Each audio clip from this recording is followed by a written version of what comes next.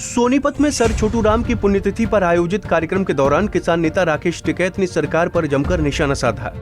राकेश टिकैत ने सबसे पहले छोटू राम की प्रतिमा पर फूल अर्पित किए और बाद में सभा को संबोधित करते हुए कहा कि 26 जनवरी को पूरे देश का जवान और किसान दिल्ली में परेड में शामिल होगा। इसके लिए हमें तिरंगा झंडा खरीद कर रखना होगा, क्योंकि 26 जनवरी को इसकी हमें सबसे ज्यादा जरूरत होगी। उस पर सरकार ना तो गोलियां चलाएंगी और ना ही वाटर कैनन का प्रयोग होगा। अगर सरकार डंडे चलाएगी तो हम राष्ट्रगान गाएंगे। 26 तारीख का भी टारगेट दिया है। 26 तारीख में नेशनल फ्लैग होगा, राष्ट्रीय झंडा।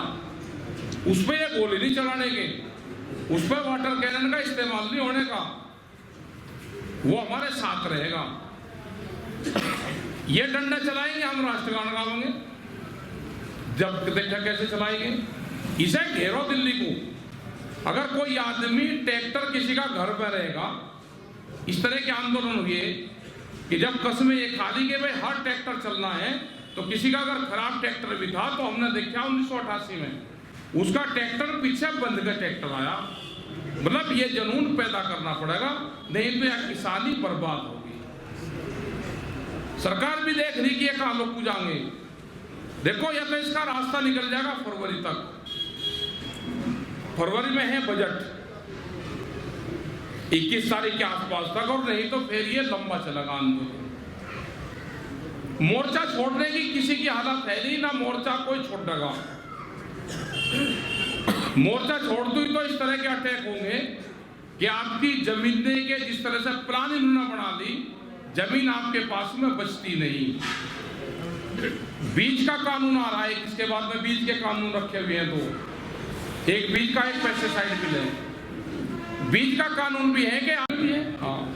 तो बीज की भी पुलिस बनेगी, तो मतलब पुलिस ही कितने तरह की पुलिस होगी, या आपको छोड़ देगी।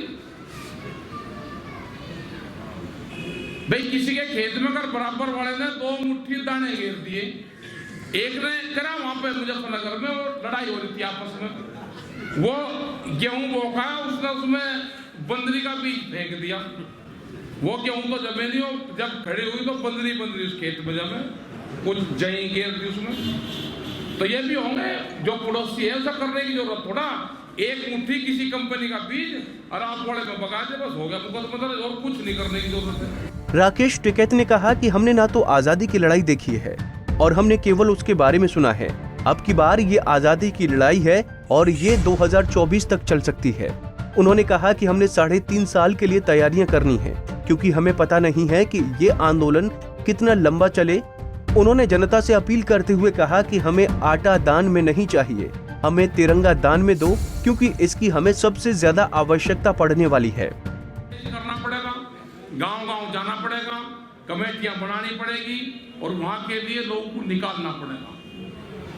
लड़ाई हमने कहा है कि लड़ाई या 2024 तक भी चल सकती है। जब हम गन्ने की खेती करें, 1 साल गन्ने को पैदा करेंगे, उसको डालेंगे, 1 साल इंतजार करेंगे कि हमारा भुगतान मिल जाए। जब हम गन्ने की खेती को 2 साल तक इंतजार करते हैं पैसे का, तो ये तो आपके मरण जीवन का सवाल है। इसका भी 3.5 साल तक ये आंदोलन हम चलाएंगे। तैयारी हमको 3.5 साल की करनी है। यहां पे भी या हरियाणा में आज भी मतलब इतना बड़ा आंदोलन चल रहा है, उसके बाद में भी रिवाड़ी के अंदर जो हमारे पंजाब के हमारे साथी आए, उनके घर वालों ने पूछा कि आप कहाँ रुके हो। वे गंगानगर के किसान थे। उन्होंने कहा कि राजस्थान में रुक रहे।